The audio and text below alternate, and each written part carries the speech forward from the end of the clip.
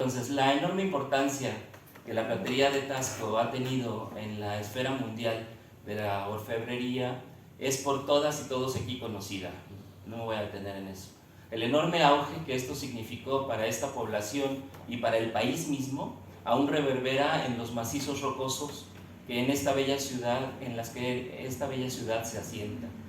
Los enormes talentos que aquí siguen surgiendo lo atestiguan, ¿no? Sin embargo, todas y todos aquí sabemos que desde hace décadas esta preeminencia de la plata de Taxco en el orden mundial se ha perdido. La preeminencia, no la presencia.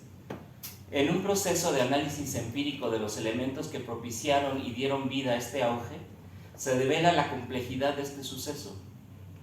Complejidad en el sentido de que para que sucediera se dieron cita varias condiciones, cada una de ellas también compuesta por diversos otros factores. Entre los más importantes podemos mencionar que, por ejemplo, el propio país y de manera principal su cultura se encontraba en auge en esos días. Es decir, teníamos figuras mundiales en el arte mexicano, en la cultura mexicana, estábamos formando también instituciones culturales que hasta hoy siguen siendo muestra para el mundo de cómo se administra la cultura desde el Estado. Es decir, había un auge y una efervescencia en nuestro país que nos dio una preeminencia mundial.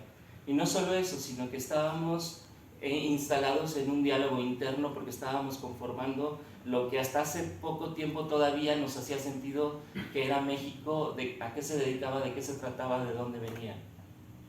Y esto también se ha perdido. Esto lamentablemente tampoco es así ahora, y la posibilidad de incidir en ello que tiene esta mesa es muy tenue.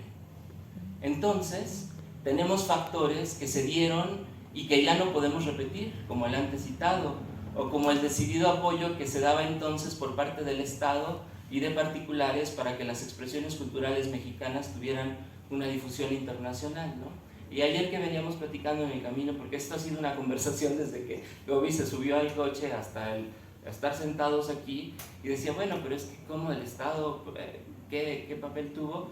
Y le decía, mira, por ejemplo, cuando estuve en el IBEC en Veracruz, Veracruz tiene una de las más grandes colecciones de obra de Diego Rivera, y es porque el Estado de Veracruz financió la estancia de Diego Rivera en París, que eso fue algo que significó mucho para la cultura mexicana, y la forma en que Diego Rivera le pagó a Veracruz fue con obra, y por eso hay pero en serio, una cantidad de obra enorme en Veracruz, ¿no?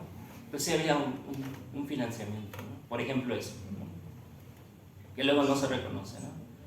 Pero por otro lado, y es en lo que quiero centrar mi intervención, es en que la producción platera de Taxco se alimentaba de e iba acompañada del prestigio de la cultura mexicana. De ella tomaba la inspiración para sus diseños y el prestigio con el que sus artesanos contaban en ese tiempo. En otras palabras, tanto el diseño como las formas de producción estaban asociadas a lo que en el mundo se percibía como la cultura mexicana.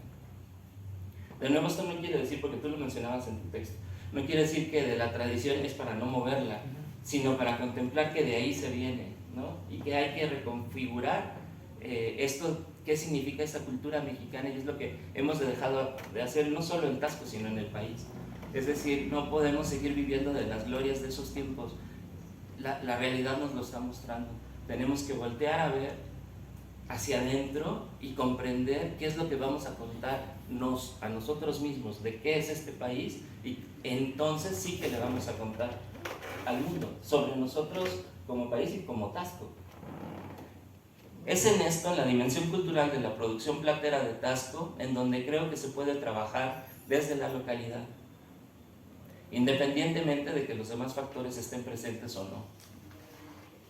Una de las formas de abordar este aspecto es poder comunicar los valores agregados a la producción platera en Taxco, es decir, hacer público el relato de quienes la elaboran, de lo que significa para ellos, de la añeja tradición que representan, de los procesos que han experimentado, de la fuente de inspiración para sus diseños. Este tipo de información que no se da a conocer hoy por hoy, no hay donde puedas tú encontrar esta información.